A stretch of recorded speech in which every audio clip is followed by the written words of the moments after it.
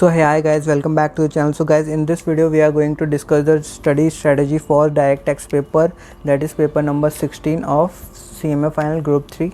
And let's see how we can deal with this bulkiest subject of this entire syllabus of CMA final. So guys, we have division of 100 marks in this paper, which is very beneficial. Like see, 30 marks weightage is given to international taxation, that is DTAA and transfer pricing, which is easiest and interesting topic. In this, don't just solve the practical questions, also try to learn or mug up the theory also, because theoretical questions are also asked, like 8 marks questions or 6 marks short notes may be asked in the exam.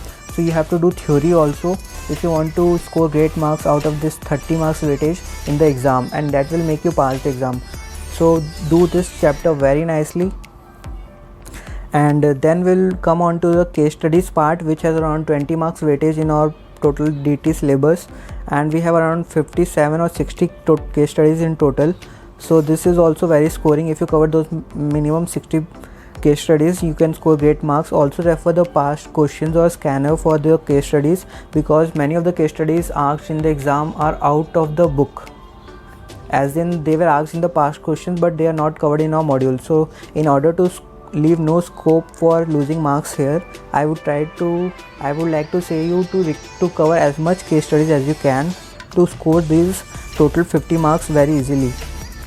This will let you pass the exam with flying colors and very easily with less efforts. And then come on to section number C, that is assessment of various entities. You have here MAT and assessment of companies, partnership firms, etc. And then assessment procedure dealing with return filing and types of returns and assessment. And then you have grievance redressal chapter. So this, if you cover, you can cover around 60 marks very easily and in less times. And after that, I would like to recommend is that please do not ignore the 5 heads of income, because last time what happened, I followed the institute command blindly and religiously like it's Bible, but the questions I saw in the paper were totally different. Like 20 marks MCQ, first section was from the 5 heads of income, like exemptions and all, but they are not given in our book.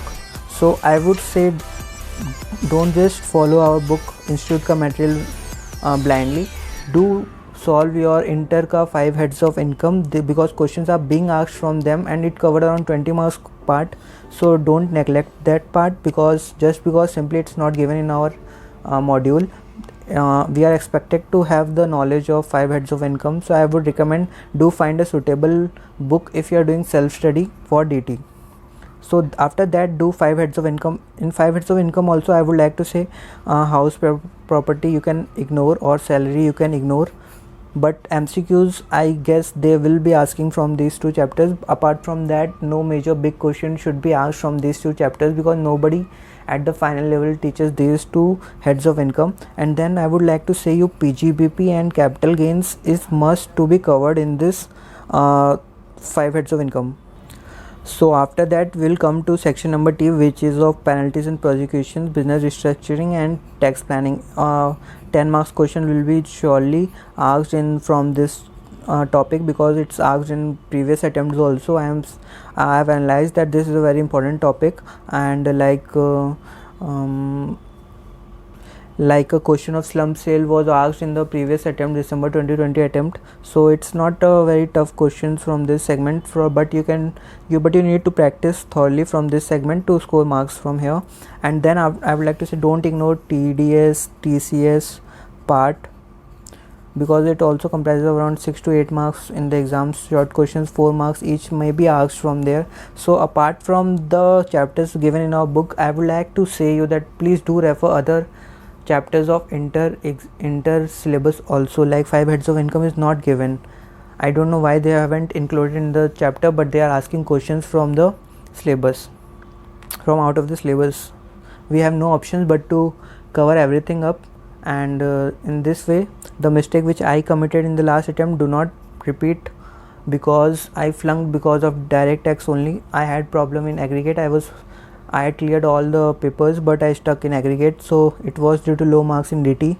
But I would like to say that I worked hard and devoted so much time to DT only, and DT only flunked me.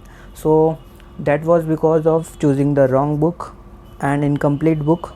So I would like to say choose a better book for DT and solve the sums as much as you can rather than reading the whole theory of the chapter, because ultimately in the exam you will be coming across and required to solve the questions. So if you read the questions or question bank thoroughly and practice the sums, then you will cover the theory itself. So follow this approach. I hope it will help you out.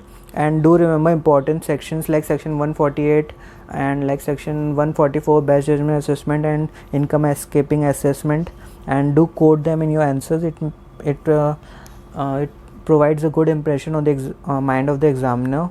So in this way I would like to say that you can tackle this subject, mammoth subject, in less time. So thank you guys, and if you like the video, do subscribe and hit the like button and stay tuned. Thank you guys. Bye bye. Hasta la vista.